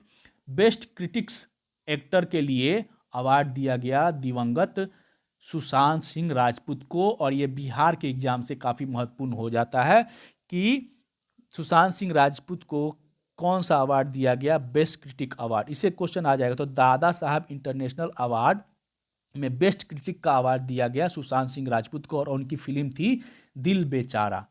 नेक्स्ट क्वेश्चन है, आगे बढ़ते हैं, अगला प्रश्न, दादा साहब इंटरनेशनल अवार्ड 2021 में किस अभिनेता को क्रिटिक्स बेस्ट अभिनेता पुरस्कार दिया गया? तो सही उत्तर है दोस्तों, अभी हम लोगों ने चर्चा भी कर ली है, सुशांत सिंह राजपूत को। नेक्स्ट क्वेश्चन, फरवरी 2021 को मुंबई में आयोजित दादा साहब इंटरनेशनल अवार्ड 2021 में सर्वश्रेष्ठ अभिनेता का पुरस्कार किसे दिया गया? तो इसका सही उत्तर है दोस्तों ऑप्शन ए, यानी अक्षय कुमार को दिया गया। और किस मूवी के लिए? तो लक्ष्मी बॉम्ब के लिए। नेक्स्ट क्वेश्चन, फरवरी 2021 में मुंबई में आयोजित दादा साहब इंटरनेशनल अवार्ड 2021 में सर्वश्रेष्ठ अभिनेत्री का अवार्ड किसे दिया गया? तो इसकी चर्चा हम लोग पिछले प्रश्न के व्याख्या में कर चुके हैं। छपाक मूवी में दीपिका पादुकोण के अभिनय के लिए उन्हें बेस्ट एक्ट्रेस का दादा साहब इंटरनेशनल अवार्ड दिया गया दीपिका पादुकोण। नेक्स्ट क्वेश्चन, आज का 90वां प्रश्न। उत्तर प्रदेश सरकार ने 2021-22 के बजट में अयोध्या में निर्माणाधीन हवाई अड्डे का नाम किसके नाम पर रखने की घोषणा की है? ऑप्शन है आपके सामने दीनदयाल उपाध्याय, वीर सावरकर, मर्यादा पुरुषोत्तम श्री राम और डी ऑप्शन है नरेंद्र मोदी। तो इसका सही उत्तर हो जाएगा दोस्तों ऑप्शन सी यानी मर्यादा पुरुषोत्तम श्री राम के नाम पर निर्माणाधीन अयोध्या के हवाई अड्डे का नाम रखने की घोषणा उत्तर प्रदेश सरकार ने की है। नेक्स्ट क्वेश्चन, अंतर्राष्ट्रीय ऊर्जा एजेंसी की रिपोर्ट इंडिया एनर्जी आउटलुक 2021 के अनुसार 2021 तक ऊर्जा खपत के मामले में भारत का कौन सा स्थान होगा? तो ऑप्शन है आपके सामने पहला, दूसरा, तीसरा, चौथा। तो सही उत्तर है दोस्तों 2030 तक भारत का स्थान तीसरा हो जाएगा। अभी ऊर्जा उत्पादन के मामले में भारत तीसरे स्थान पर है और इसकी चर्चा भी हम लोगों ने कर ली है। विद्युत उत्पादन के मामले में तीसरे स्थान पर है भारत और ऊर्जा खपत के मामले में 2030 तक तीसरे स्थान पर पहुंच जाएगा। और ये किसकी रिपोर्ट के अनुसार? अंतर्राष्ट्रीय ऊर्जा एजेंसी की। फरवरी 2021 में विश्व के 45 देशों ने अमन नामक संयुक्त सैन्य अभ्यास में हिस्सा लिया। इस नौसेना युद्धाभ्यास का आयोजन किस देश द्वारा किया गया? भारत के द्वारा, पाकिस्तान के द्वारा, चीन के द्वारा, अमेरिका के द्वारा। तो सही उत्तर है दोस्तों ऑप्शन बी यानी पाकिस्तान के द्वारा। एक बार व्याख्या देख लेते हैं। पाकिस्तान, रूस, चीन और तुर्की समेत दुनिया के 45 देशों की नौसेनाओं के साथ पाकिस्तान के कराची के नज़दीक अरब सागर में अमन नामक नौसैनिक युद्धाभ्यास कर रहा है। कब? फरवरी की ये बात है। नेक्स्ट क्वेश्चन, फरवरी 2021 में विश्व के 45 देशों का संयुक्त नौसैनिक अभ्यास अमन का आयोजन किया गया। प्रशांत महासागर में, अटलांटिक महासागर में, अरब सागर में, हिंद महासागर में। तो पाकिस्तान ने किया था तो अरब सागर में इसका सही उत्तर होगा। नेक्स्ट क्वेश्चन, और शायद ये आज का अंतिम प्रश्न होगा। फरवरी 2021 में निम्न में से किस देश में BBC वर्ल्ड न्यूज़ का प्रसारण पर प्रतिबंध लगा दिया गया? ऑप्शन है आपके सामने पाकिस्तान में, चीन व ईरान में और डी ए ऑप्शन है पाकिस्तान में, बी ऑप्शन है चीन व ईरान में, सी ऑप्शन है उत्तर कोरिया में, डी ऑप्शन है उपरोक्त में से कोई नहीं। तो इसका सही उत्तर हो जाएगा दोस्तों ऑप्शन बी यानी चीन और ईरान में BBC न्यूज़ के प्रसारण पर प्रतिबंध लगा दिया गया। तो दोस्तों आज के जो प्रश्नोत्तरी की जो सीरीज थी, जो फरवरी 2021 के संपूर्ण घटनाक्रम का जो सार था, निचोड़ था, उससे दर्पण से लिया गया था और ये सारे हम लोग घटनाक्रम को मैंने काफ़ी अच्छे से, काफ़ी मेहनत करके ये वीडियो बनाया था जिससे कि कोई भी महत्वपूर्ण घटनाक्रम आपको छूटे नहीं। आज यहीं पे समाप्त होता है। अगले क्लास करंट अफेयर्स के क्लास में हम लोग मार्च महीने के प्रतियोगिता दर्पण से संबंधित सारे करंट अफेयर्स और फैक्ट्स को समझेंगे और फिर MCQ के माध्यम से उसे भी सॉल्व भी करेंगे। दोस्तों ये बुक काफ़ी महत्वपूर्ण है आगामी BPSC एग्जाम से रिलेटेड, तो आप लोग ध्यान से हमारे वीडियो को देखिएगा और हो सके तो अपना पेन पेपर से एक नोट्स भी बना लीजिएगा, आपको काफ़ी हेल्पफुल होगा। आगे मैं अलग अलग कैटेगरी वाइज, जैसे पूरे साल भर के खेल, पूरे साल भर की नियुक्तियाँ, पूरे साल भर के जो भी स्पेशल कोई युद्धाभ्यास है या फिर कोई योजना है, उसको अलग अलग लाऊंगा। लेकिन ये जो मंथ वाइज जो करंट अफेयर्स है ना, पूरे 12 करंट अफेयर्स आएंगे दिसंबर तक के। जनवरी का हो गया, फरवरी का हो गया, अगला वीडियो मार्च का होगा। तब तक के लिए आप इस चैनल को, दोस्तों एक आग्रह है कि अगर आपको हमारा ये जो वीडियो अच्छा लगे तो मेरे चैनल को सब्सक्राइब जरूर कर लीजिएगा दोस्तों। ये हमारे लिए काफ़ी प्रेरणा रहेगा। अगर आप हमारे चैनल को सब्सक्राइब करते हैं तो मोटिवेशन मिलता है खुद से कि हम अच्छा कर रहे हैं। तो आज के लिए इतना ही दोस्तों, धन्यवाद।